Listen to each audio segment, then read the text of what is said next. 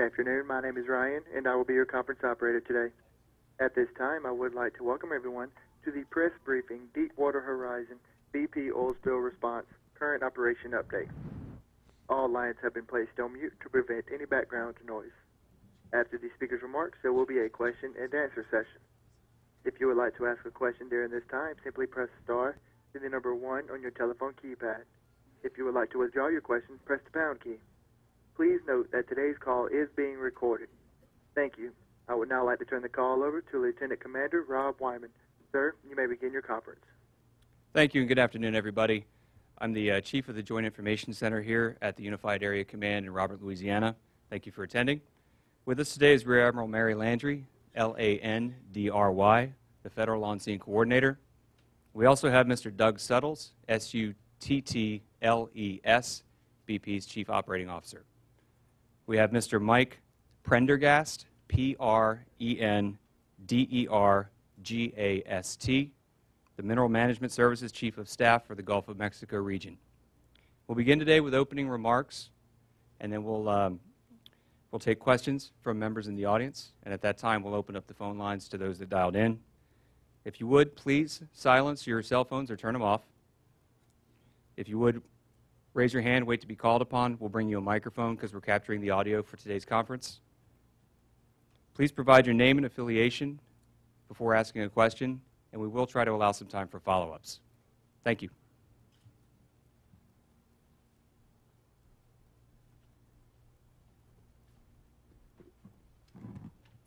Good afternoon, everyone. Yesterday, the Top Kill operation commenced, and Mr. Suttles from BP is going to give you some updates on how that's going. Before that, I'd like to give you a little background. Yesterday, some of you asked if we were going to get information about the estimated flow from the release from this well, and we actually, as the National Incident Commander reported, Admiral Thad Allen, the Flow Rate Technical Group has determined the overall estimate potentially flowing from the well is a range of 12,000 to 19,000 barrels per day is what could have been emanating from this well. And this is an estimate, but it's a very rigorously reviewed estimate, which means we could have anywhere from 18.6 million to 29 million gallons have estimated to have been spilled from this incident. The focus of this group from day one has been to prepare for a worst-case scenario, to fight this as far offshore as possible, obviously focus on securing the source, and then if oil hits the shoreline, to be ready to respond to that shoreline. So we've been involved in this for over 30 days, obviously, and we have had pretty good success fighting this offshore, I would say. We do have over 101 miles of shoreline impacted in Louisiana, but right now we're focused on about 30 miles that are able to be cleaned, actually. Some of that is beach area, which is obviously easier to clean. Some of it is marsh, which you have to work through very carefully, and we are very involved in that. We have 9 areas where workers are out there today, and we will get reports at the end of the day. But so far, very good efforts on the shoreline. We have also, there's been some discussion, and I've read where folks think, the military should be involved in this. I want to reemphasize again. From day one, every federal agency is involved. The Coast Guard is a military service and a federal law enforcement agency, and we respond to oil spills. But what's so important is to recognize the great work of the National Guard. They not only serve overseas with the Department of Defense, but Secretary Gates purposely made National Guard available to the governors of the Gulf Coast states. And we've had over 1,000 National Guard from Louisiana.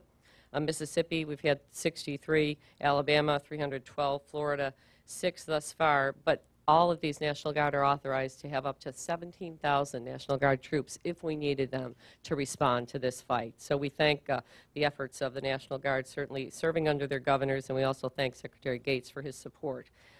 We not only have National Guard troops, but we have every agency involved at the federal level, state level, local communities, volunteers, the Vessel of Opportunities skimming system that BP hired shrimpers who are out of work to be able to work on this. And so it's been an all-hands-on-deck effort. And let's not forget the private sector, the commercial people that have been trained and are staffed to respond to these spills. So it's an all-hands-on-deck effort. As you all know, the heat and humidity in Louisiana can be challenging.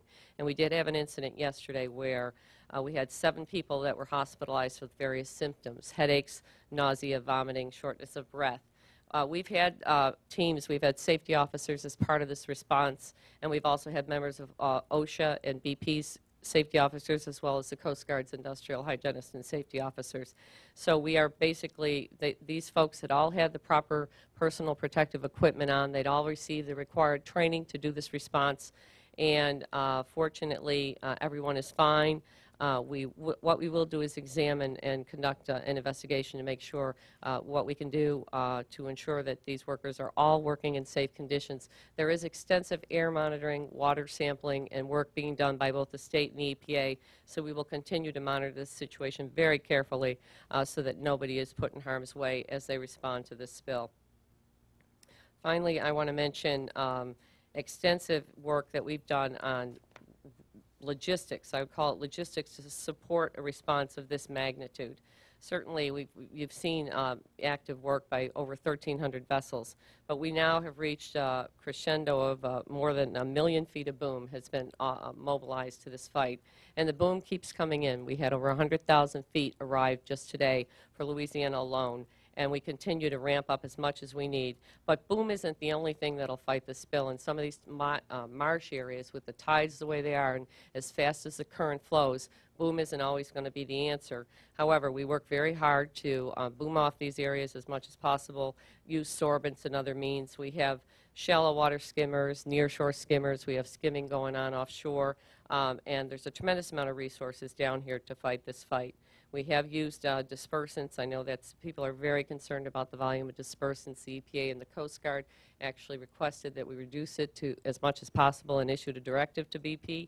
We have not had to apply surface dispersants recently and are using subsea injection as we go through this top kill procedure. It's very important to be able to minimize any hazardous conditions on the surface with oil coming up from the well.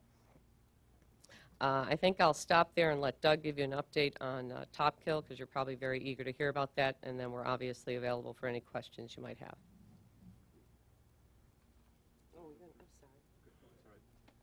Thank you, Admiral Landry. Good afternoon. I'm Mike Prendergast. I serve as Chief of Staff for the Gulf of Mexico region. I serve as Chief of Staff for the Gulf of Mexico region, MMS. I'm here today on behalf of Lars Herbst, MMS Gulf of Mexico Regional Director. Lars is in the Houston Incident Command Center all this week, and he has been there with other MMS engineers who continue to provide oversight on the development of the methods and procedures necessary to secure the well. This week, they are witnessing and participating through MMS's regulatory role in the well diagnostic test and the top kill procedure from the command center. Potential situations that could arise as the implementation of the top kill moves forward must be anticipated, analyzed, and accounted for before MMS approves the go-ahead for any of these procedures. By being on site and providing key input to the technical procedures that BP engineering team has assembled, MMS can assure that all reviews are being done as thoroughly and quickly as possible. Every process that has taken place in preparation for the wellbore injection diagnostic test and the top kill operation required MMS review and unified command approval here in Robert. These two operations alone involved at least 16 procedures. Let me emphasize that MMS' top priority from day one has been and continues to be to stop the flow of oil at the seafloor and to ensure that multiple alternative procedures are identified and pursued to accomplish this. We continue to work along with BP and the Unified Command other options, which include the lower marine riser package cap and the blowout preventer on top of blowout preventer option as well. MMS is continuing to work with the Coast Guard also on the joint investigation. In fact, the second series of public meetings on this began yesterday morning. The focus of our joint investigation is to determine the cause of this incident and identify what steps must be taken to ensure that a similar incident does not occur again. Thank you. Doug?